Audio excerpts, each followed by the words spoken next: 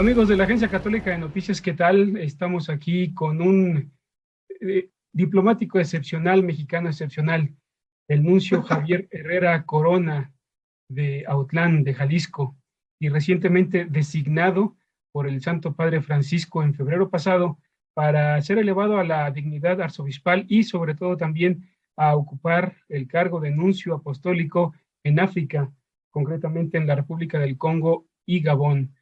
Monseñor Herrera Corona, nos da mucho gusto saludarle. ¿Qué tal? ¿Cómo está? Buenas tardes. Buenas tardes, Guillermo. Buenas tardes a todos tus amables seguidores.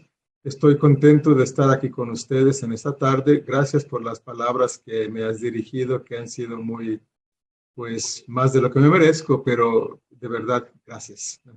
Y no es para menos, Monseñor, en menos de un año, 2 mexicanos han sido tomados del servicio diplomático de la Santa Sede para ocupar responsabilidades en nunciaturas apostólicas. Uno, Fermín Sosa, que ya se encuentra en Papúa Nueva Guinea, y usted, que va para África dentro de unos días, unas semanas más.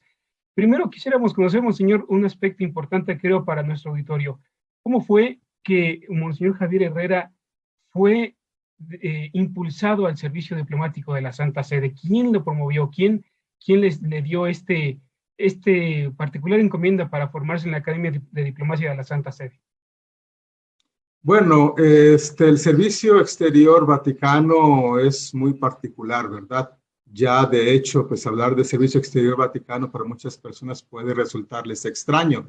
Y más aún, pues es extraño también el sistema de selección. Yo fui convocado para integrar o prepararme, mejor dicho, para este Servicio Exterior Vaticano en el año 2000. Corría el año jubilar por el Papa San Juan Pablo II, que lo convocó en el año 2000. Y en esas circunstancias yo me encontraba en Roma estudiando, terminando mi licenciatura en filosofía, cuando de repente recibo la noticia a través de mi obispo que la Santa Sede me invitaba a ingresar a la academia donde se preparan los futuros diplomáticos, la Academia Diplomática Vaticana. ¿Cómo fue la elección? La elección en aquel entonces, sobre todo, ahora a distancia de 22 años, métodos han cambiado. En ese año 2000, el método de selección de candidatos funcionaba de esta manera. Había un headhunters, un grupo especializado en el Vaticano, para seguir las instrucciones del Papa Juan Pablo II, que era de internacionalizar el cuerpo diplomático de la Santa Sede, sobre todo porque estaba ampliamente dominado o representado, mejor dicho, más que dominado, representado por naciones europeas, sobre todo Italia, España y Francia. Con Juan Pablo II se dio una grande internacionalización, sea de las representaciones vaticanas, como también del personal diplomático de la Santa Sede. En el año 2000, entonces, este grupo especializado para reunir estos perfiles internacionales que el Papa Juan Pablo II había establecido, este grupo, este team, reunía entre 12 y 15 sacerdotes de todo el mundo. Ellos realizaban, según los perfiles establecidos, realizaban una selección de candidatos que iban depurando hasta llegar al número que necesitaban. Yo fui entre los sacerdotes elegidos en el año 2000. Sin duda que hubo algunas personas que pudieron haber dado mi nombre, conociendo que había este método de selección. Supongo que fue el rector de la universidad donde estaba estudiando en Roma, perdón. Y él pudo haber dado una señalación, puesto que obviamente en el Vaticano no nos conocen a los 40,000 sacerdotes que hay en todo el mundo. Tuvieron que haber iniciado consultando las universidades, los rectores, y tal vez el rector de la universidad de aquel entonces fue quien dio mi nombre como posible candidato, y de ahí partió todo. Obviamente, entonces, esto da a entender que la selección de personal de Servicio Exterior Vaticano no parte como una iniciativa personal, es una convocación. Es también destacable la trayectoria que usted ha tenido como funcionario agregado de las instancias de la Santa Sede, según en Pakistán, Perú, Kenia, Gran Bretaña, Filipinas, y el último es la misión de Hong Kong, en la cual pues quisiera concentrarme un poco antes de pasar a la situación de nuestro país y sobre todo también su próxima ordenación. Es digamos, un tema que se discute en las esferas diplomáticas de China y de la Santa Sede, esta situación que se tiene de acercamiento entre ambos estados. Me llama la atención, por ejemplo, que en algunos medios informativos de Asia se decía que su remoción tanto de usted como del representante en Taipei, que es una parte que se encuentra pues insular de China y que se encuentra en disputa, salieron de ahí por, digamos, acuerdos que se estaban dando entre la Santa Sede y China para una eventual reforma o reconfiguración de las relaciones diplomáticas. ¿Qué es lo que tenemos que entender de esto, monseñor, en este sentido? ¿Fue así por la remoción en Hong Kong? Absolutamente no. Esto le doy en respuesta, me explicaré un poco más adelante. Definitivamente es un no. No hay una presión de parte de la China o condicionamiento de la China a la Santa Sede de removernos a ambos representativos en Taipei y en Hong Kong simultáneamente, como para facilitar la vía de diálogo entre las dos partes sino-vaticanas. Si fuese así, para mí sería un gran honor que soy un obstáculo para un grande país como la China. En realidad la cosa es más simple, es muy simple, de hecho. Monseñor Arnaldo Sánchez Catalán y su servidor fuimos compañeros de formación en la Academia Diplomática en Roma. Él iba delante de mí un año solamente y como usted lo sabe y como muchos de tu amable auditorio lo entenderá perfectamente, el servicio exterior de la Santa Sede sigue ciertas reglas y ciertos principios que son aplicables también a los otros cuerpos diplomáticos internacionales. Es decir, se va haciendo una carrera con diferentes progresos y llegado un momento, después de algunos años de servicio, lo más lógico que suceda es el nombramiento como jefe de oficina diplomática. En nuestro caso se conoce como nuncio. Monseñor Arnaldo y yo habíamos completado los periodos, los tiempos de procesos normales en nuestras carreras diplomáticas. Coincidentemente, lo único que hay de vínculo entre Taipei y Hong Kong y las transferencias que se dieron es solamente la liga geográfica y temporal. No existe nada más claro que esto y más evidente que esto. Monseñor Arnaldo le tocaba ya en este momento su promoción a jefe de nunciatura o nuncio y pues a mí también me tocó en estas circunstancias. No hay ninguna segunda intención. Creo que la posición de la Santa Sede ha sido muy clara desde el inicio. La Santa Sede y su acuerdo que tiene con la República Popular de la China es un acuerdo pastoral. Por lo tanto, hablar o priorizar en este momento un establecimiento de relaciones diplomáticas en las condiciones actuales de la Iglesia en China sería un contrasentido. Por lo tanto, yo lo digo tranquilamente, no hay ese vínculo que algunas agencias noticiosas han querido dar o interpretación que han querido dar a estos dos movimientos. El hecho de que China tenga estos, como usted lo dice, acuerdos pastorales, no emprende, monseñor, en un sentido, digamos, también de un contrasentido entre el propósito del gobierno chino a esta intención de la Santa Sede, por ejemplo, hablando de una situación tan espinosa como la Iglesia Nacional en conflicto como la Iglesia Católica, ¿no sería un contrasentido tener en cuenta un acuerdo pastoral? Bueno, mire, no es un contrasentido si lo vemos desde el punto de vista eclesiástico. ¿Por qué? Todos somos conscientes que la revolución cultural y la irrupción del Partido Comunista en poder desde hace más de 60 años, 70 ya prácticamente en China, esto ha visto o ha presenciado en la China, la Iglesia, una práctica velada persecución, una presión sobre los cristianos para que su acto de obediencia y de respeto al Santo Padre se mute por una obediencia absoluta a las altas esferas del partido. Esto todo el mundo lo sabemos y no estoy revelando ningún secreto. Ahora bien, El Santo Padre Francisco, ya desde la llegada en su pontificado, extendió una mano como una posible vía de encuentro con la intención por parte de la Santa Sede de entrar en un diálogo de confianza para que se puedan establecer marcos legales para el respeto de los derechos humanos, religiosos, no solamente de la Iglesia Católica y la Santa Sede en diálogo con la China no está buscando un trato de privilegio, está buscando un trato de reconocimiento de derechos humanos y esto significaría también un respeto a los derechos de las otras 4 religiones permitidas en China, de las cuales son 5 religiones, de las cuales una es la Iglesia Católica. Entonces, por parte de la Iglesia Católica existe esta intención de entrar en un primer acuerdo pastoral que normalice la vida de los cristianos en China.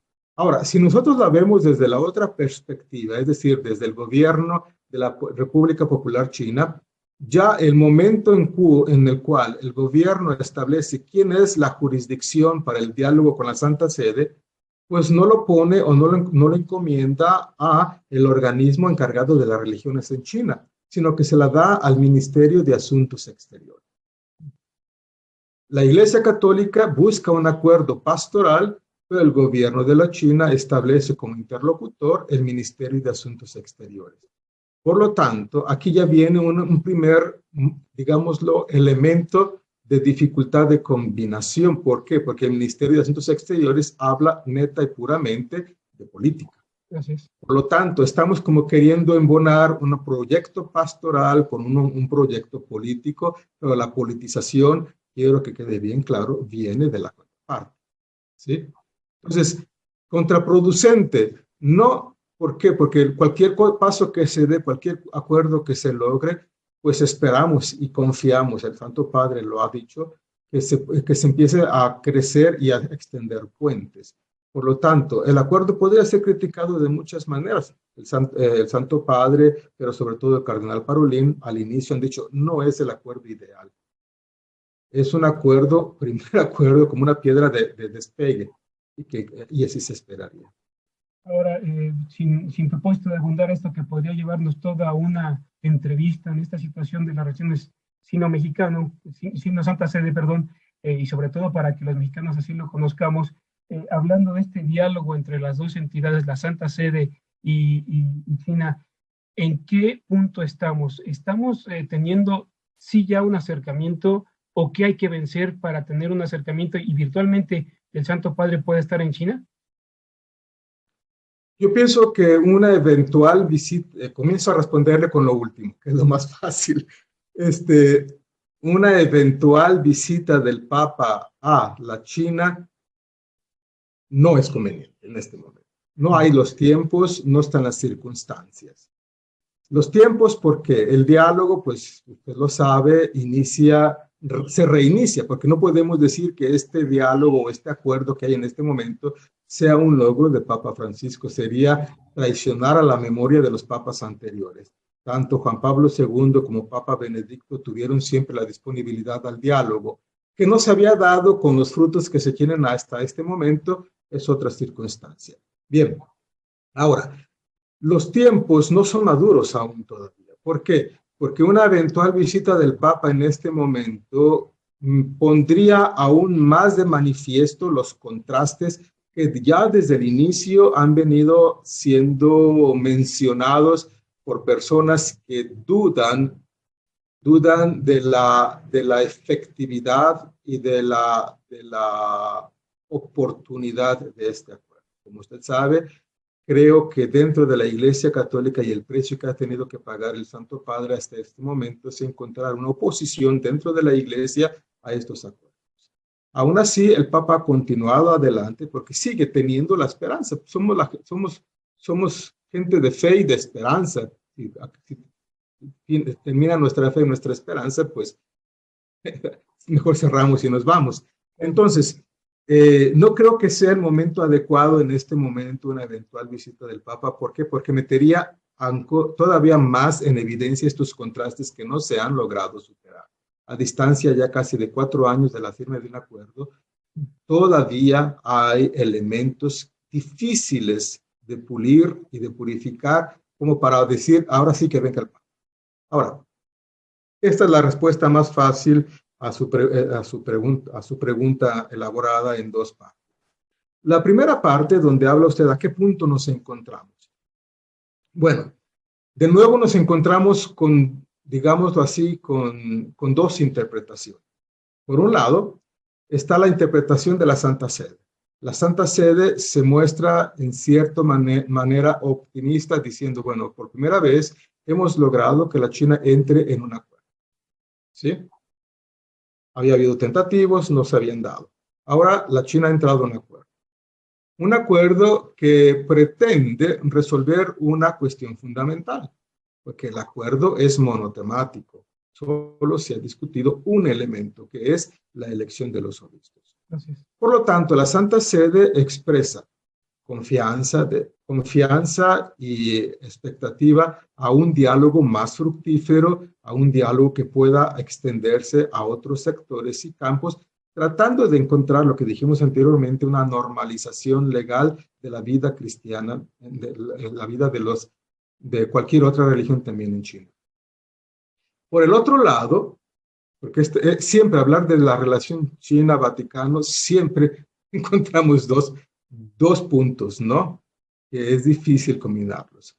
Del otro lado encontramos que el Ministerio de Asuntos Exteriores de la República Popular de la China, a través de su vocero oficial, siempre que se refieren al diálogo sino-vaticano, dicen que se encuentra el diálogo en un alto nivel. Esta es la versión oficial de la China. Ahora, esta versión del alto nivel que la China quiere manifestar viene a veces contrastada y puesta en evidencia por los hechos concretos, y que son los elementos que utilizan las personas que continúan a decir este acuerdo no debería existir. ¿Por qué? Porque creo que hasta este momento, mientras que el Santo Padre y la Iglesia Católica han dado claras muestras de confianza y en querer entablar un diálogo fructífero, como por ejemplo perdonando a los 7 obispos que estaban excomunicados y dejando excomulgados y admitiéndolos en la comunión de la Iglesia y asignándoles a 6 de ellos una diócesis, pues esperarían acciones concretas todavía positivas de parte de la China como para facilitar este diálogo y eliminar toda esta oposición interna que existe. Pero lamentablemente, pues surgen noticias no muy alentadoras al respecto, que todavía hablan de represión, que todavía hablan de presión sobre religiosos para la oficialización, que todavía hay algunos obispos detenidos o privados de su libertad o de libertad de movimiento y de ministerio. Estos elementos no ayudan al diálogo. No ayudan al diálogo absolutamente, y creo que sería importante pues que en el futuro diálogo también auspicable que la China entendiera que la Iglesia Católica no es una homogeneidad, es una organicidad, en donde todos somos diferentes, pero nuestras diferencias vienen en cierta manera superadas por la comunión. Y en este momento parecería que la contraparte a la Santa Sede no ha logrado entender este aspecto de la multiplicidad en la unidad de la Iglesia. Y creo que son elementos que todavía tienen que ser. Es un tema bastante complejo, y sobre todo para nosotros en esta realidad latinoamericana, comprender estas relaciones entre dos potencias, una espiritual y otra económica también, la China, es algo difícil, es controvertido igualmente, pero también complicado. Y sin embargo, tenemos esos elementos para ir comprendiendo poco a poco cómo es esta relación que usted vivió de una forma muy directa en esta misión que tuvo en Hong Kong, y que nos mueve a la segunda parte de esta entrevista, monseñor. ¿Está usted ya en México listo para ser ordenado en pocos días, el 26 de abril, ya en Autlán? Perdón, señor. 23, disculpen usted, 23 de abril, allá en Autlán. Y aquí, comienza a darle rienda suelta también la opinión pública y sobre todo la prensa para decir qué es lo que tiene México y qué, digamos, aspecto tiene el cardenal Parolín para venir a ordenar a 2 mexicanos en menos de un año. ¿Esto es una situación normal, monseñor? Que venga el cardenal Parolín en menos de un año y estar ordenando a estos diplomáticos. Bueno, no es normal para México. No es normal para México, ¿por qué? Porque en 500 años de historia de la Iglesia Católica Mexicana, solamente hemos sido 3 los elegidos y los, digámosle así, promovidos a esta investidura.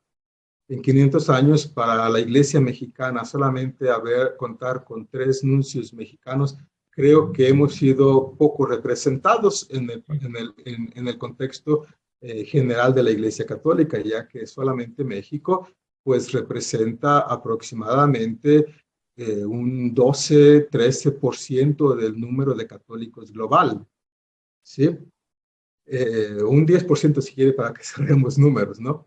Pero, y solamente contar con 3 representativos mexicanos de la Iglesia, creo que hemos sido subrepresentados.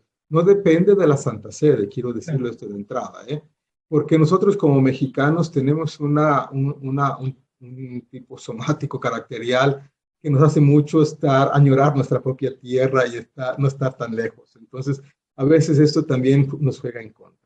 La Santa Sede ha intentado de muchas maneras de llamar más mexicanos. En este momento hay otros 2 mexicanos en años un poco menos de servicio, en fases iniciales, que esperamos que dentro de algunos 5 o 8 años también ellos puedan ser promovidos como nuncios apóstoles.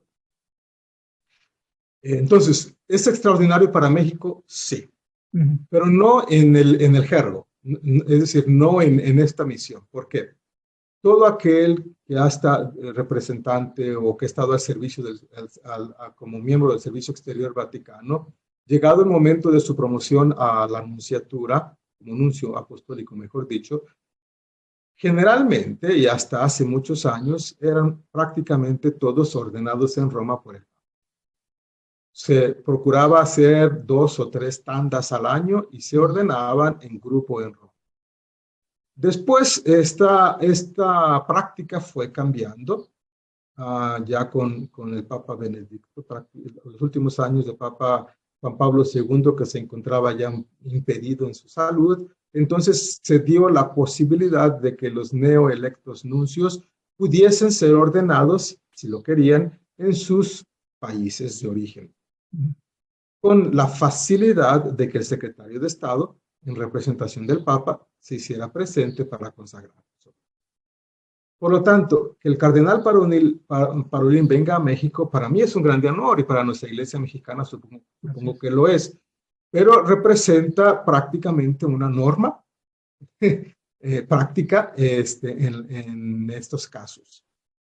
Es un honor para nosotros como mexicanos recibir un representante pontificio, y lo digo ahora, un representante del Santo Padre, y lo digo ahora refiriéndome ya más localmente a la diócesis de Autlán, puesto que nuestra minúscula diócesis recibe una personalidad de este calibre. No hay que olvidar también que el primer nuncio en absoluto mexicano también era de esta diócesis, un señor Luis Robles. Entonces, creo que el cardenal Parolín ha tenido en cuenta. Se ordenó en el Grullo, ¿verdad? En el Grullo del 85. Allá en el Grullo, cerca de Autlán.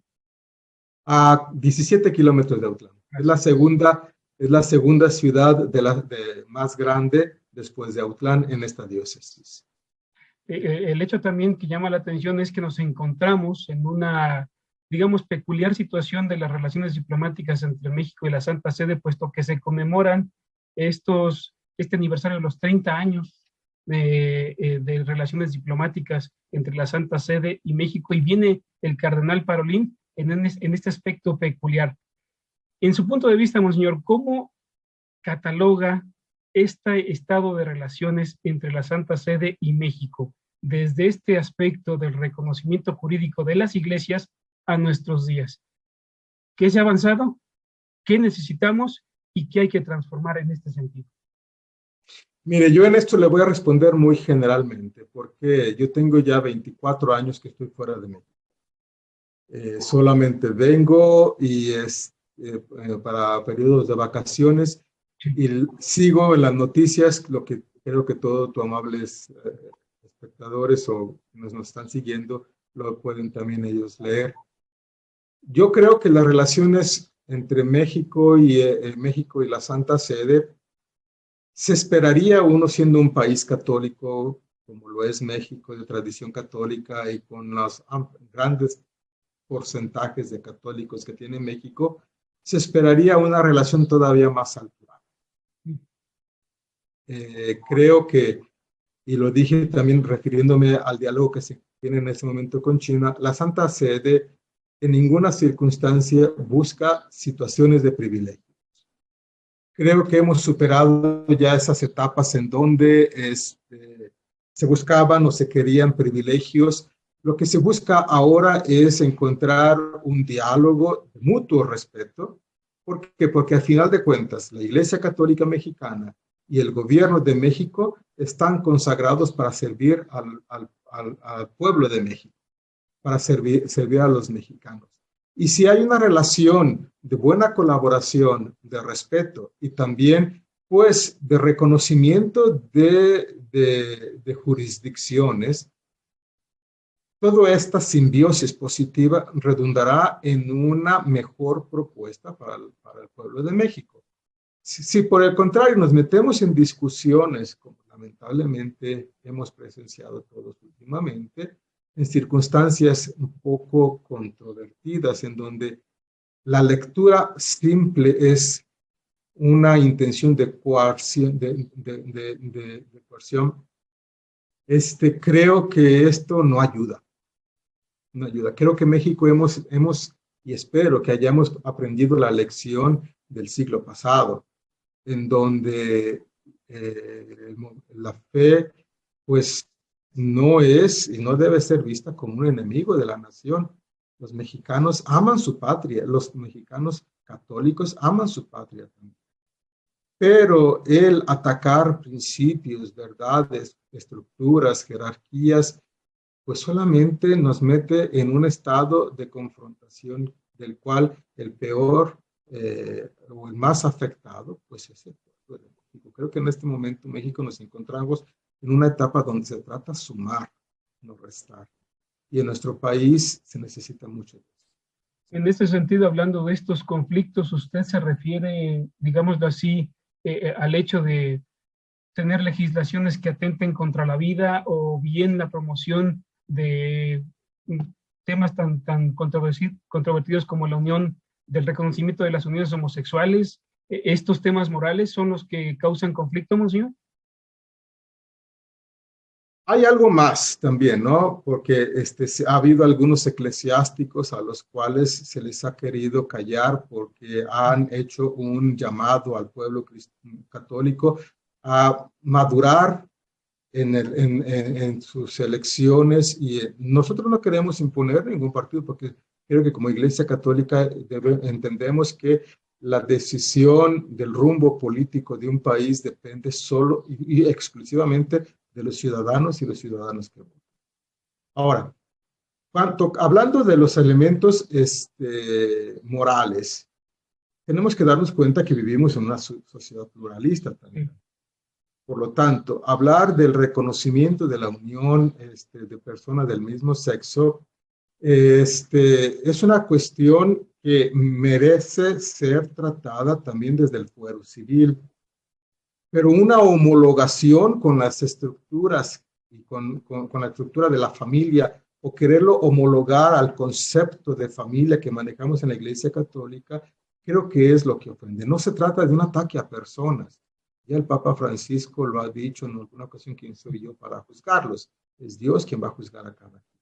Ahora, entonces, cuando en la Iglesia Católica se habla de oportunidad o no, no se trata de querer discriminar a unas personas o negarles unos derechos. Son también ciudadanos y como ciudadanos merecen un respeto y también merecen una protección legal.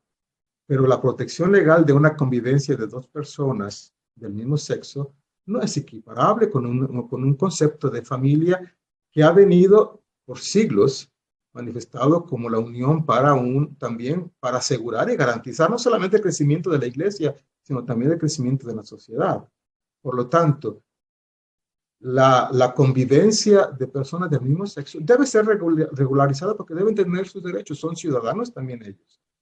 Pero creo que el conflicto entra en querer homologarlos o equiparar con una estructura que ya existe y en la cual aparentemente es difícil embonar, ¿sí?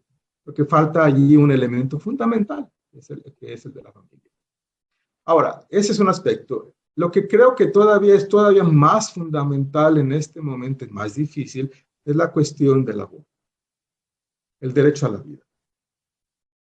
¿Por qué no entonces la moral y la moral católica, y esta es una opinión personal, por favor, ¿sí? Me lo entienda como una opinión personal, no estoy en este momento actuando como un portavoz de la posición de la iglesia. ¿Por qué en lugar, en este momento, de irnos contra un producto, porque no lo quieren llamar bebé, o una criatura, le llaman producto, ¿por qué en lugar de irnos contra un producto, como lo llaman ellos, yo insisto, es una vida humana, ¿por qué no trabajar más en la educación sexual? No necesitamos llegar a un homicidio para decir que tenemos un derecho. ¿Por qué no damos, y ese sí es un derecho de cualquier ciudadano, ser educado, formado, para prevenir eventuales situaciones? Yo no estoy hablando de situaciones extraordinarias en este momento, porque un grande porcentaje de las personas que invocan o piden como derecho el aborto no es porque han sido violentadas o porque han sido abusadas o por lo que se le quiera llamar. Por lo tanto, no desconozco este problema.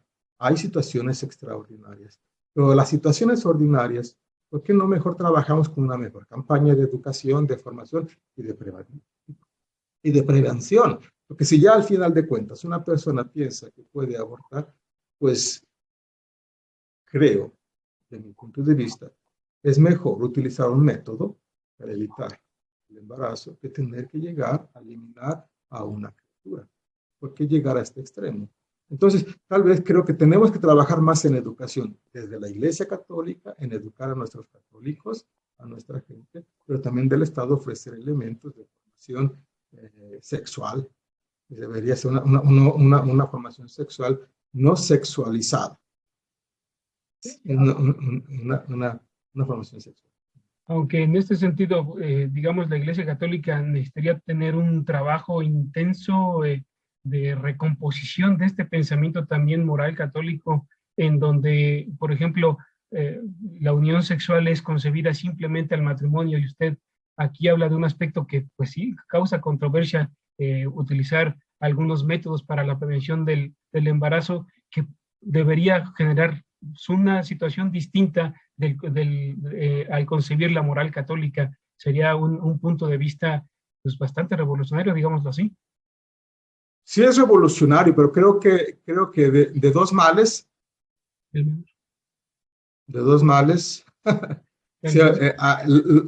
no deberíamos llegar a estas situaciones si hubiese una adecuada formación. No deberíamos llegar a estos dos extremos, pero si tenemos dos males, la moral católica habla del mal. Gracias. Sí.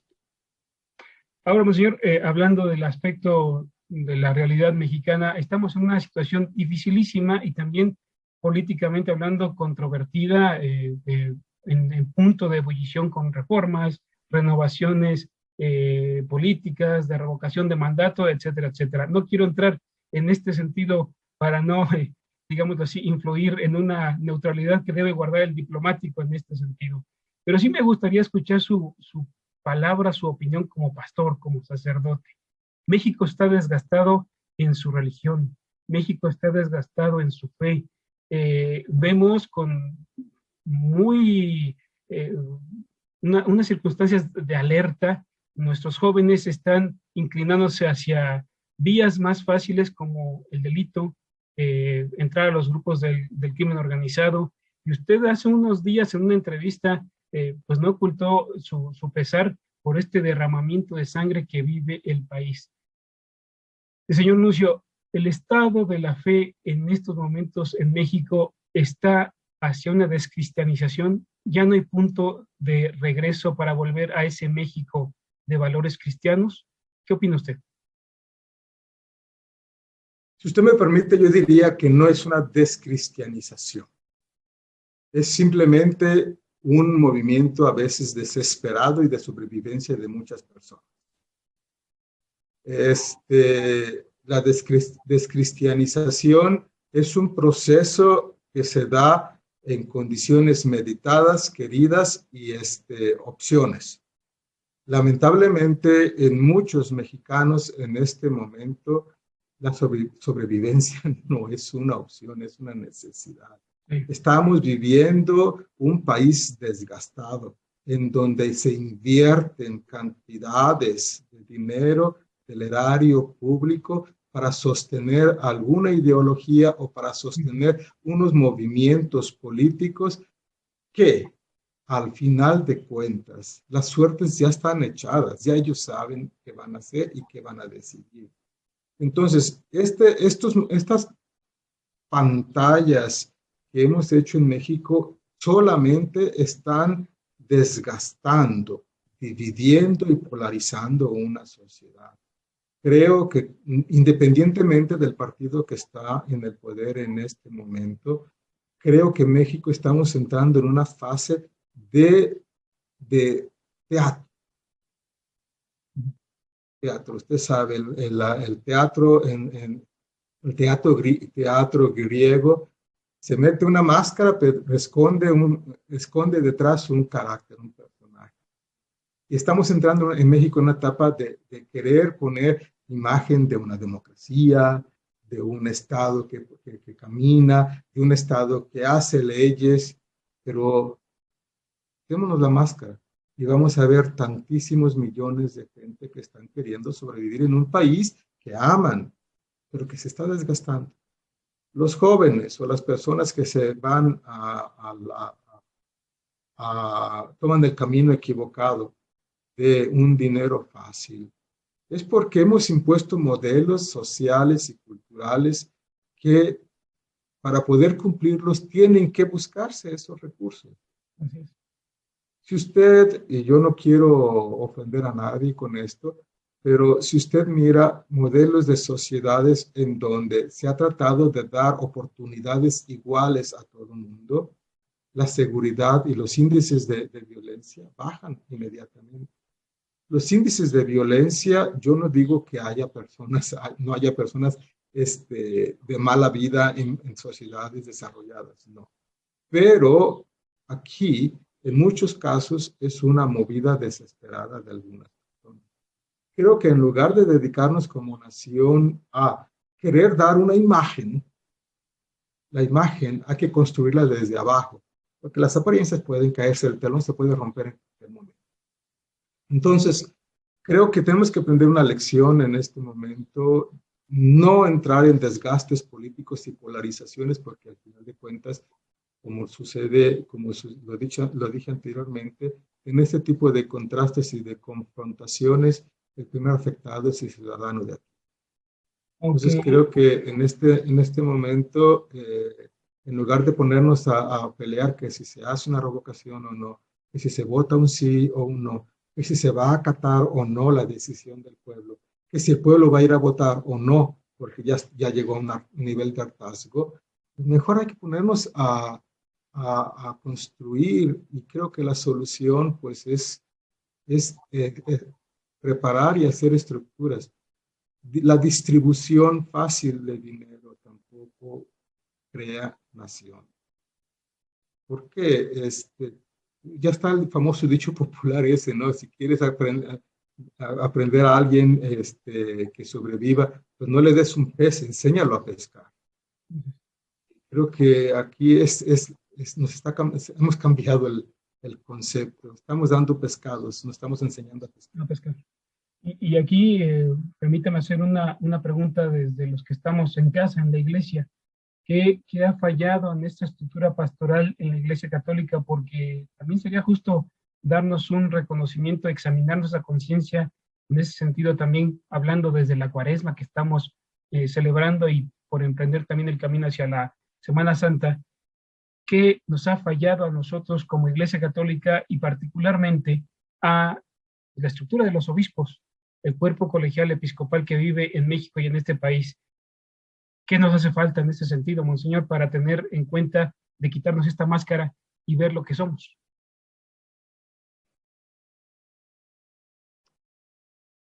Una evangelización que transmite el Evangelio de Cristo. Y también buscar adecuarnos a los momentos presentes. Creo que pues la Iglesia Católica no es una institución perfecta, fundada por Jesucristo, pero gobernada y administrada por seres humanos. Y esa es la imperfectibilidad de la Iglesia. No porque Jesucristo la haya fundada imperfecta, sino es imperfecta por quienes estamos al frente o quienes queremos hacer un servicio. Y muchas veces nosotros nos hemos aferrado a conceptos, a criterios que ya en estos días tal vez digan poco a las nuevas generaciones. El hecho es concreto, claro. Usted vaya a misas y cuente el porcentaje de jóvenes o nuevas generaciones y el porcentaje de viejas generaciones. El divario es grande, grande. Y también en otras latitudes aún todavía más acentuado. Por ejemplo, en España usted va a misa y solamente ve ancianos, no ve gente. Entonces, en México estamos ya dirigiéndonos a ese lado. ¿Por qué? Porque tal vez hemos faltado esa emoción, ese convencimiento que contagia y que atrae. Creo que es lo que nos hace falta como católicos. Tenemos que renovarnos, como ya esa idea tan antigua del Concilio Vaticano II, renovarnos en nuestro espíritu y en nuestros métodos. Fue de 1962 que se habló esto de la renovación de la Iglesia, espíritu y métodos para una evangelización eficaz. Y todavía nos quedamos atrás. Todavía nos quedamos atrás. Creo que eso es lo que nos hace falta.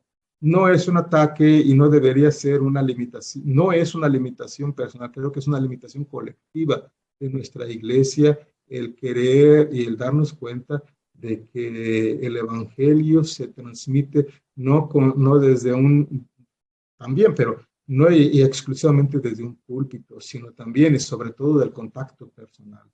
Hemos arruinado ese mensaje que se manda desde los púlpitos, a veces con nuestros comportamientos equivocados. Es una cuestión de testimonio, de creer el Evangelio, entonces, lo que nos hace testimonio falta. Creíble, convincente y atrayente. Ahora, vayamos ya para aterrizar esta entrevista, Monseñor, que nos ha concedido usted muy gentilmente. Ya estamos en las vísperas de su ordenación, su consagración episcopal. Viene ya el cardenal Parolin, estará en Jalisco dentro pues ya de unos días. Ya seguramente los preparativos van avanzados allá en Autlán para celebrar esta ocasión especial. Ya platicó usted también con el gobernador del estado. No sé si ya ha tenido contacto con ellos para saber de estos pormenores de su celebración. ¿Qué les han dicho al respecto? Bueno, mire, yo no quiero, para no entorpecer la cuestión protocolar oficial, los contactos hasta este momento a nivel de gobernación de la Secretaría de Gobernación están siendo llevados por la Nunciatura Apostólica. Los contactos a nivel estatal están siendo llevados por el cardenal arzobispo de Guadalajara, Francisco Robles. Él es el interlocutor para el diálogo con el gobernador y para la coordinación del día, el 22 de abril, que llega el cardenal Parolin a Guadalajara, una eventual entrevista o actividad protocolar oficial con el gobernador, el cual también está invitado a participar en la celebración aquí en Autlán, obviamente. Estos pormenores, no soy la persona indicada para darlos. Está el vocero de la Arquidiócesis de Guadalajara, quienes podrían ofrecer mayores detalles al respecto. Yo le puedo dar los elementos que se están llevando aquí en Autlán. En esta semana, el lunes pasado, no, el viernes pasado, tuve la oportunidad de tener participar en una sesión de cabildo del municipio de Autlán, el municipio anfitrión. He encontrado una tremenda, positiva, disponibilidad, participación, colaboración. A nivel municipal, creo que el aparato municipal ha abierto las puertas y están en la mejor disponibilidad. Hemos también invitado a todos los presidentes municipales de todas las cabeceras municipales que incluye la diócesis de Autlán, y pues estamos recibiendo un feedback, unas respuestas positivas. Creo que se ha entendido pues que la visita del cardenal Parolin aquí a México tiene esta doble característica. Primero, es una visita con una trascendencia eclesiástica católica porque es el representante del Papa, pero al mismo tiempo el cardenal secretario de Estado, por su investidura que tiene, pues también adquiere su visita un carácter de Estado. Y creo que hasta este momento el Estado se ha manifestado y se ha puesto en la mayor disponibilidad. Ya ha habido declaración, como ustedes lo saben, declaración de la Argentina, no, ¿cómo se? Discúlpeme usted, yo me quedé con el viejo concepto del regente de la Ciudad de México. La jefa de gobierno. Jefa de gobierno, gracias, disculpe mi imprecisión. La jefa de gobierno de la Ciudad de México ya hizo también una declaración sobre esto y expresando el beneplácito de la ciudad y del gobierno por la visita del cardenal Parolin. Creo que en este momento, pues, el gobierno ha manifestado una buena disponibilidad, se aprecia, se reconoce y se da el bienvenido. Ahora, permítame tal vez una pregunta indiscreta que no sé si usted nos puede iluminar al respecto, pero estamos sin nuncio. ¿Cree que el cardenal Parolin traiga alguna sorpresa? No creo, no es el modo que procede. No creo, no es el modo en el cual se procede. Si alguno esperaba una sorpresa por el cardenal Parolin en su visita, no creo que la anuncie él. ¿Por qué? El nuncio tiene también una función como embajador, y como embajador, como tal, el país hospitante tiene que dar su gradimento, tiene que dar un consenso, y tiene que ser discutido con los mecanismos que cada gobierno prevé. En algunos gobiernos es las cámaras que votan y aprueban el embajador acreditado. Aquí en México creo que se maneja solamente la Oficina de Asuntos Exteriores. Y entonces, para que proceda el nombramiento de un nuncio, pues tiene que haber un proceso previo de acreditación y de aprobación del gobierno de México para el embajador del Vaticano. Una vez que esta aprobación ha sido consumada y el gobierno de México expresa su beneplácito, entonces se concuerda una fecha de publicación y de oficialización. Este proceso, en condiciones normales, en mi experiencia, humilde experiencia, tarda 6 meses aproximadamente. En México llevamos 3 meses solamente de vacancia. Yo preveo, pienso que podríamos hablar de la llegada de un nuevo anuncio aquí en México para julio. Es como una quiniela que yo hago, ¿no? No es nada oficial, es un auspicio. Si viene antes de los 6 meses, quiere decir que ha habido una excelente y buena participación de las dos partes, de la Santa Sede y el gobierno hospitante, que es el de México, que yo creo que es el caso. Pero esperemos que llegue a su momento. En este momento la Santa Sede, pues también hay que ser realistas. La Santa Sede tiene muchas sedes en este momento, creo que son 9 sedes no cubiertas. Tenemos una demanda más de la oferta de candidatos. ¿Ya confirmó el cardenal Tagle? Pues estará por acá también, ¿no, señor? Hasta este momento no ha podido confirmar. Yo tengo entendido porque me entrevisté con él antes de venir a México, obviamente, le presenté personalmente la invitación, le hice la invitación, expresó su gran interés en venir. Pero al mismo tiempo me confesó que tenía ya agendado otro evento que le impediría. Iba a tratar de resolver la cuestión. No tengo una confirmación hasta este momento. La carta sigue en el aire, la moneda sigue en el aire. Finalmente, para terminar esta entrevista, dos preguntas al respecto. Permítame esta antes. ¿Celebrará Semana Santa allá en Autlán usted, monseñor, con los oficios? ¿Estará ahí presidiendo algunos oficios? Bueno, celebraré los oficios del Triduo Pascual, sí, aquí en la diócesis. ¿Dónde los celebraré? Bueno, tengo que pedirle permiso a mi párroco. Cosa curiosa, el nuncio pidiendo permiso al párroco, que es lo ordinario en un procedimiento, digamos, de respeto canónico. Sí, sí, el párroco es la autoridad. Tengo que pedirle permiso al párroco y también me he puesto yo a disposición en donde sea necesario.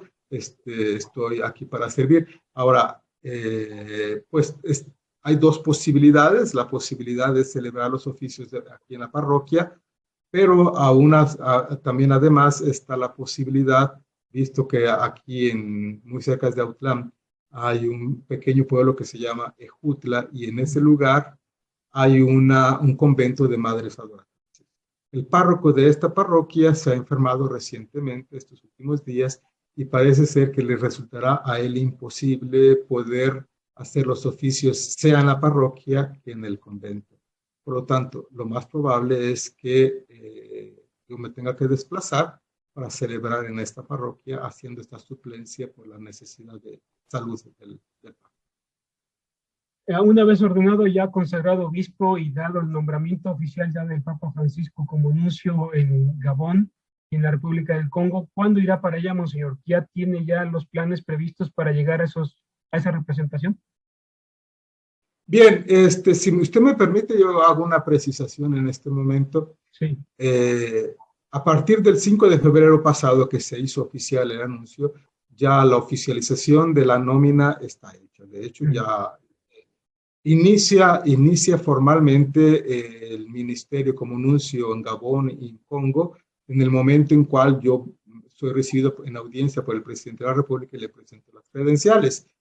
Pero oficialmente el anuncio está hecho. Yo inicio mi misión en Congo el 1 de mayo. Es decir, muy rápido después de la ordenación episcopal el 23, en el arco de una semana, me despido de México, paso por Roma para instrucciones y audiencia con el Santo Padre y me desplazo a Congo. 7 días todo esto. Pero mi llegada a Congo, a Brazzaville, está prevista para el 1 de mayo. Y ahí en adelante ya empiezan las funciones y formalizaciones. Y rápidamente, ¿qué serían las prioridades del nuevo nuncio al llegar allá a África? ¿Qué tiene usted ya en cartera para comenzar a trabajar allá? Bueno, África es un grande continente y a pesar de que son dos países, por ejemplo, Congo y Gabón, son dos países vecinos, las realidades son diferentes, son diversas, ¿no? En Congo hay que trabajar mucho todavía en cuestiones de integración. Prácticamente es un problema para toda el África. Las fronteras modernas no obedecen a las fronteras tradicionales o ancestrales de los grupos étnicos sobre todo. Entonces, las fronteras actuales obedecen al tiempo de la colonia, donde llegaron los franceses, donde llegaron los belgas, allí se puso un límite, partiendo territorios ancestrales étnicos. Esto hace que tengamos países en donde todavía tienen que progresar mucho en identidad nacional y de integración. Y eso sucede también en la iglesia. Creo que habrá que trabajar como grande desafío primero una integración eclesial en ambas dos realidades. En Gabón hay una prioridad en este momento. Gabón está celebrando 25 años de un acuerdo bilateral Santa Sede Gabón, que el gobierno de Gabón ha expresado voluntad a renovarlo pero no solamente renovarlo en las condiciones actuales, sino de ampliarlo, de mejorar la colaboración entre las dos partes. Entonces, lo que viene en este momento tal vez sea una prioridad para Gabón, tal vez un acercamiento para unos acuerdos extendidos de colaboración. La Santa Sede en estos casos de colaboración bilateral prácticamente se concentra en tres sectores, que es el de educación, el de salud y el de desarrollo. Como usted se da cuenta, estos tres aspectos pues trascienden la cuestión religiosa. Son los campos que se trabajan. Ya llega usted con un trabajo bien definido en este aspecto de formalizar, ampliar ese concordato o acuerdo entre ambas naciones, que es una tarea, pues ahora sí que prioritaria para su trabajo como ministro, como nuncio apostólico allá en esos dos países africanos, que será, yo creo, muy fructífero.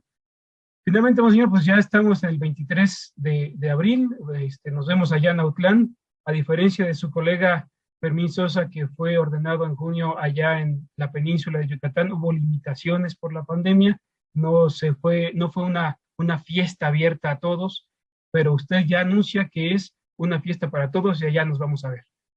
Aquí me daría mucho gusto encontrarle personalmente, estará bienvenido usted y también del amable auditorio. Si alguna persona desea venir a Jalisco, bienvenidos, esta es su casa y nos encantará poder recibirlos.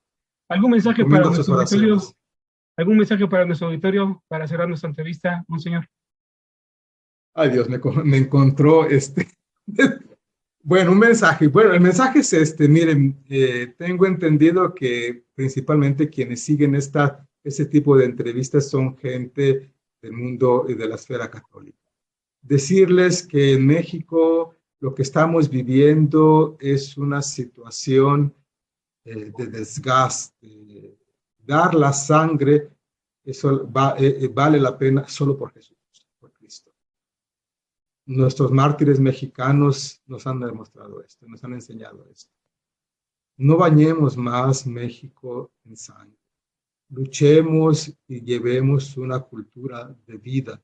Llevemos una cultura en donde el Evangelio de Cristo toca los corazones de las personas. Y hay que trabajar por esto. Hay que dar buenas noticias. Hay que motivar a la gente a seguir más su fe, seguir más de cerca a Jesús. Y hay que trabajar por esto. Tenemos un importantísimo aliado en esto, que es Santa María de Guadalupe. Nuestra Madre María de Guadalupe, a quien he dedicado y consagro bajo su protección mi misión en la iglesia, y esta es la intención en mi escudo episcopal. La primera y parte superior de mi escudo es una evocación a María, María de Guadalupe, la mujer vestida de estrellas. Esta Santa María de Guadalupe, que fue la primera evangelizadora de México, continúa evangelizarnos, a llenarnos de ese espíritu de servicio, de venir al encuentro, de escuchar al pobre, al humilde, como lo era. Creo que es lo que tenemos que hacer como iglesia en este momento. Abrirnos, dar un paso adelante, tomar la iniciativa y acoger. Pues, Monseñor Javier Herrera Corona, nuncio de la Santa Sede allá en esos dos países africanos, Gabón y el Congo, agradecemos mucho esta entrevista. Creo que ha sido una experiencia única poder contar con usted, puesto que el tercer mexicano consagrado arzobispo para una misión diplomática no es poca cosa. Y yo creo que aquí tenemos a un mexicano, como lo he reiterado, excepcional, y sobre todo un católico, un pastor que también dará un testimonio singular allá en esos países y que ya comienza aquí en su misión diplomática desde México a proyectar ese evangelio que necesitamos con un testimonio coherente y sobre todo comprometido con esta palabra, la buena noticia. Monseñor, muchas gracias. En nombre de la Agencia Católica de Noticias Info Vaticana, agradecemos mucho esta entrevista. Gracias a todos ustedes y gracias por su amable presencia. Muchas gracias, monseñor.